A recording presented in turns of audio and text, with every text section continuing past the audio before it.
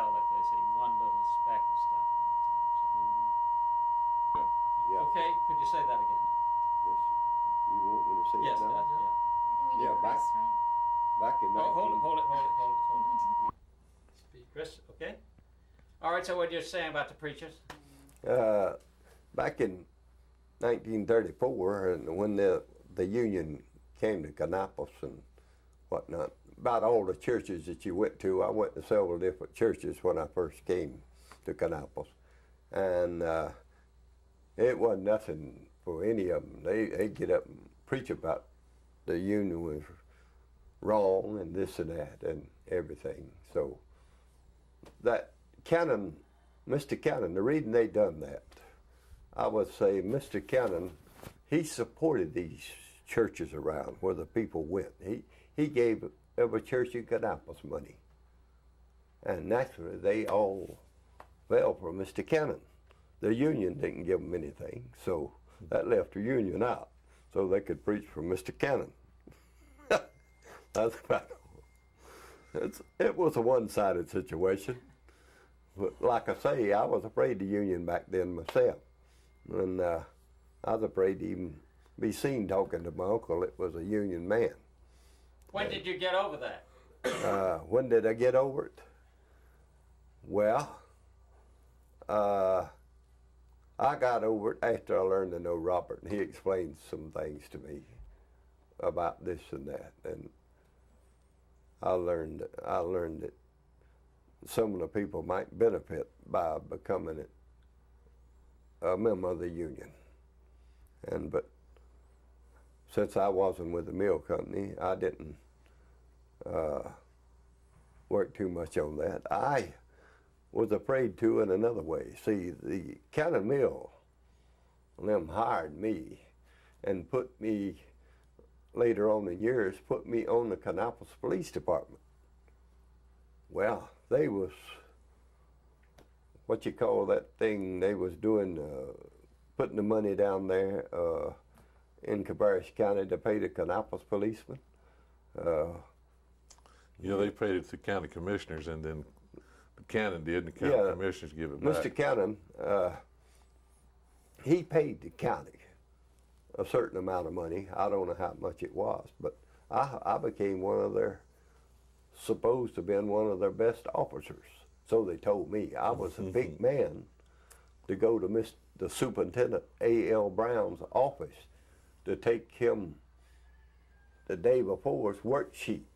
I was picked to go up about 8:30 in the morning and take him a worksheet up there as soon as he got in his office and got set down good. And some of them didn't like to go up there because they was afraid of Mr. Brown, I think, but I didn't care, really. And I'd go in there and I'd take a pause at the door and he'd say, come in. I'd walk in and hand him the day before's daily report, and so he could look on there and figure out how many he wanted to fire. They'd been arrested for this and that, and they fired them. They fired them. If a man got drunk and got arrested and got in jail, he got fired. If he's living in a Cannon Mill house, and if he had 8 or 10 children, it didn't make no difference. They fired him. I never did think that was right. I never did think that was right. But anyway, I was afraid to say anything about the Union because I was working with the police department, and you could only arrest whoever they wanted you to over there. I was told over there one time when I was working with the police department that I couldn't arrest any close associated friends of Mr. Cannon's or Mr. Cannon or have anything to do with that. We had to let the chief of police handle it. There was one instant where a big official had a wreck, a hit and run in town one night, and I was working that shift, and he sideswiped the man and run off and left him. But the man, I was on duty that night in town, and I worked that wreck out, and the man, I asked him, I said, well, can you describe what the car looked like or this or that? He said, I got its license number. I said, oh, yes. I said, I can work that out real good through the police department. I went around, looked it up, and it was a big buddy of C.A. Cannon's. And I went into the police department and asked the desk sergeant, which was a justice of peace at that time, Mr. Footsie Davis, serving as JP and sergeant, my boss on that ship. And I said, I want a warrant for a certain fella, I won't call his name, a certain fella for hit and run. He says, Raymond, I can't give you a warrant for that man. I says, why? He says the OSOB is no better than anybody else, but says, me and you, if I give you a warrant for that man, you and I both will be fired. This will be the last night you work on the Kannapolis Police Force, and mine too. And said, I've been here a long time. Said, you only been here a short time. Said, I'll tell you the best way out is to let the chief handle it, to get it off of your back, and mine too. And so the chief worked it out, I guess. So I found out who it was and this and that, and told the man to come back the next day and this and that. And so he went in and saw the chief, and I imagine the man worked it out with him and paid him for his damages and this and that. But me wanting a warrant for this man, I had already been commended for being one of the best officers on the force. But by me being kind of straight about stuff like that and not wanting to use partiality in any way, I kind of felt like that I was working in the wrong place to some extent. I think they watched me because I wanted to run things straight. And but the chief had called me in and commended me for being one of the best officers on the force prior to this. Now, you were around, and were you still on the force in 74? No, sir. I quit in 53. Yeah, I left the police department in 53 because I found out that it was too much for me. Their policy didn't work right to suit my heart. If I didn't arrest some poor fella that wasn't able to pay a fine, if he got drunk or a little out of order some way, you couldn't correct him and send him home altogether. You had to haul him to jail, but if he's some big wheel, you had to let him go. You didn't arrest them. You had to get the old K from your sergeant in the police department, who you could arrest and who you couldn't. Mr. Freeman, you've run, what, 2 strikes here? Campaigns. 2 campaigns? 2 campaigns. No, I only ran one. That was 1974. How was that done, and how was it affected by the history of 34 and 21? They still dwelling on that. They still use it. Just put my question in your answer. They still bring up the 1921 strike, the 1933 strike. Or actually, there was no strike here in 1934. They were a group of people who was trying to form a union, but they never struck, and there was never no problems in Kannapolis. But they still use that. The main thing they use against you is that they set up union stores and filled them full of food, and that if things got rough, then the workers could go over there and get something to eat. And then they said they went over there when times got really tough on them. It was tough if you was working, you was starving working, you was starving staying at home.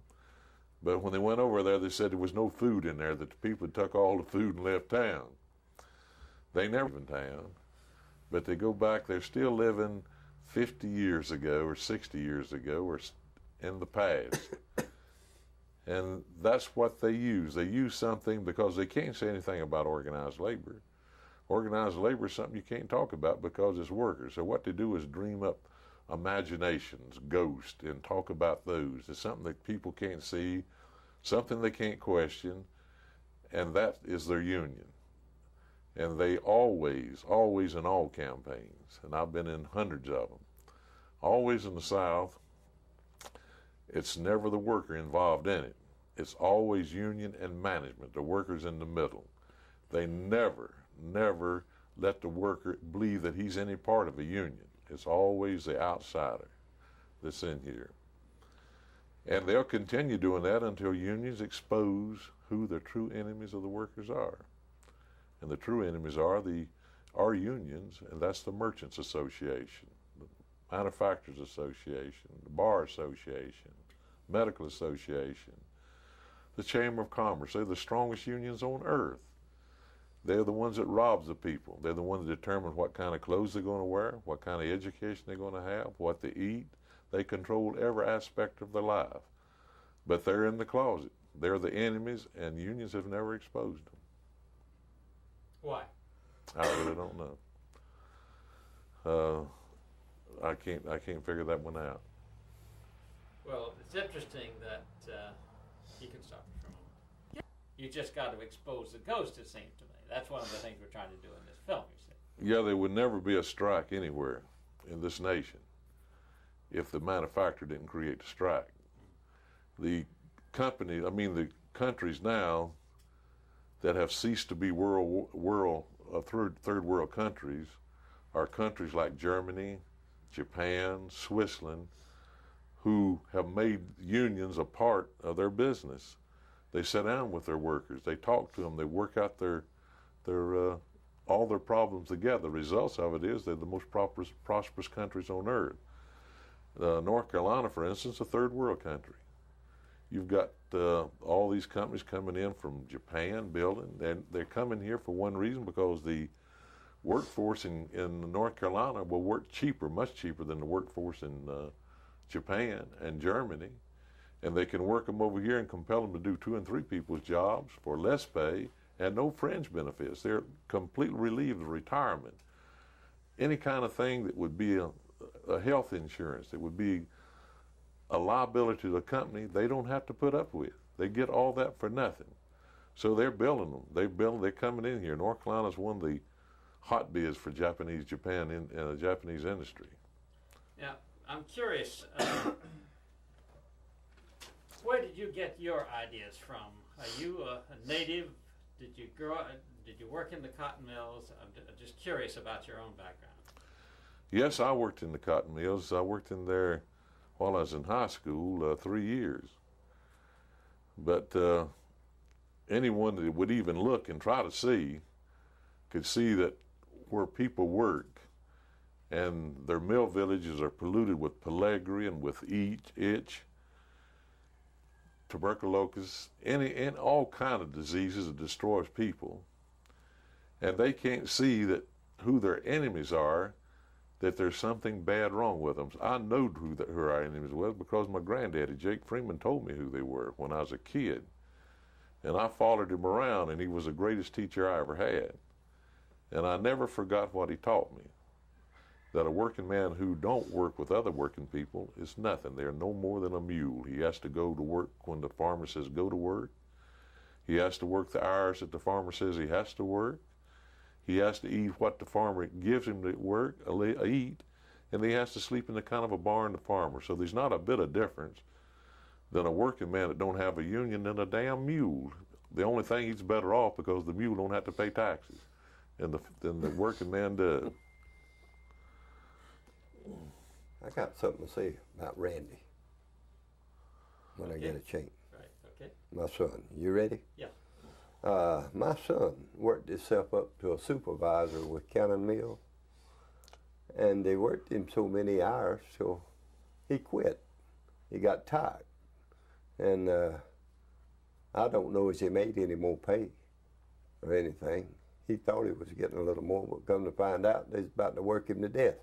It's about 70 hours a week, and worked 16 hours straight through many of a day.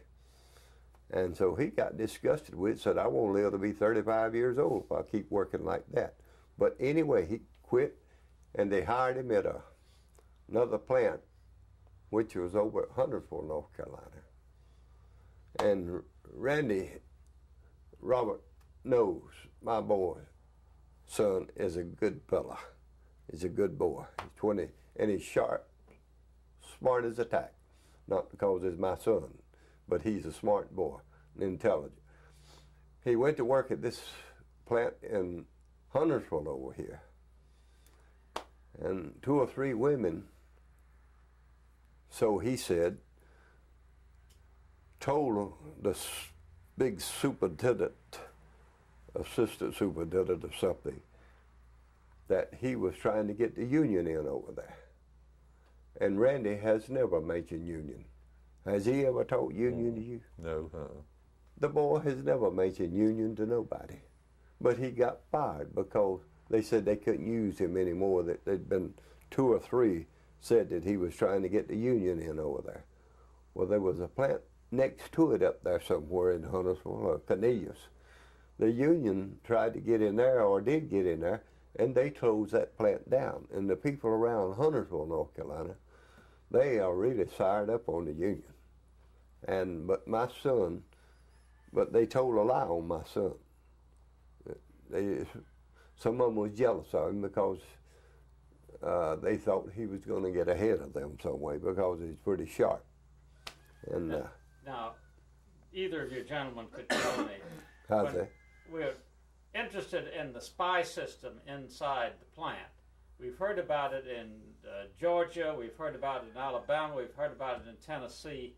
Nobody here has yet talked about whether or not there was a system of snitches or spies or anything like that in the mill. Were you familiar with that? Oh, yeah. Yeah, they, and all of them, regardless of whether there's a union on or not, the textile worker is notorious for trying to butter up the boss to get a promotion.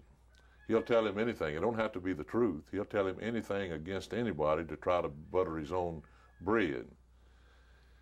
In a campaign, in a union campaign, the plant is full of them. The company encourages them to come to them and tell them everyone that even speaks union, even mentions it. And they'll send them to your union meetings to report on who's there and go back and tell them. In a campaign, a lot of times you might think it's a secret campaign, but the company knows a lot more about what's going on than the organizer knows what's going on. And as it gets close to the end of a campaign, it's a 24-hour thing. They put pressure on these people it's almost impossible for them to bear. There's one solution to it, and that's for the people to have the intelligence to work together and come out. Just say, to hell with it. We're coming out there, let's just stop. Or the next solution would be, and I don't think you'll ever get any type of a law that has any teeth in it to help working people until working people help themselves. Just like in this campaign, they kept talking about about their job moving to Mexico or Japan, and about the millions of workers that they'd thrown out through imports. But the bastards didn't tell them that the American people are the ones that's committing treason by buying that stuff.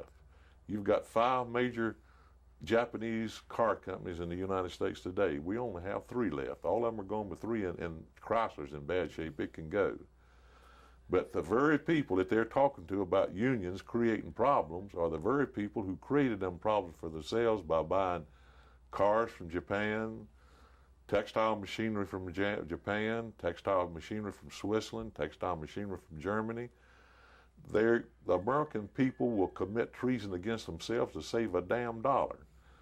The Japanese people will not. The Japanese people will not buy American-made cars. If they did, they would be looked upon as committing treason against their own country. My daughter's in school. She's had 2 Japanese roommates.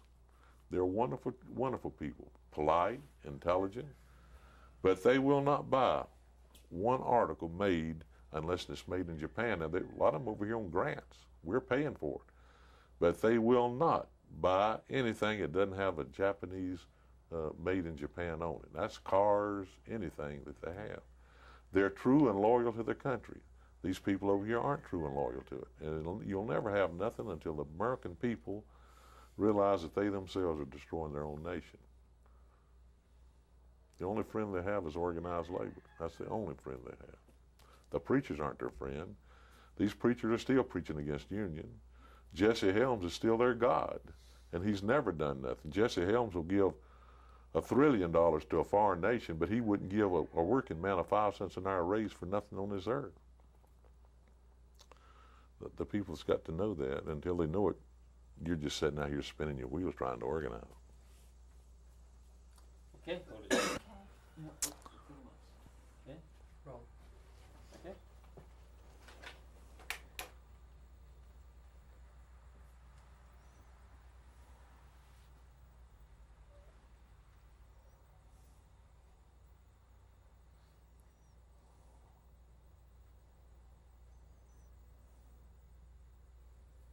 Mr. Holshouser, I believe the man standing there at superintendent door spinning with a towel on.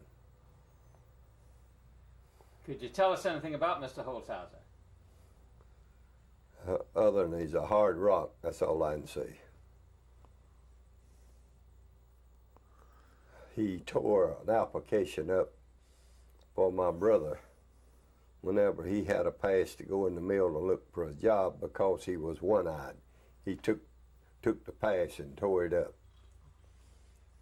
And my brother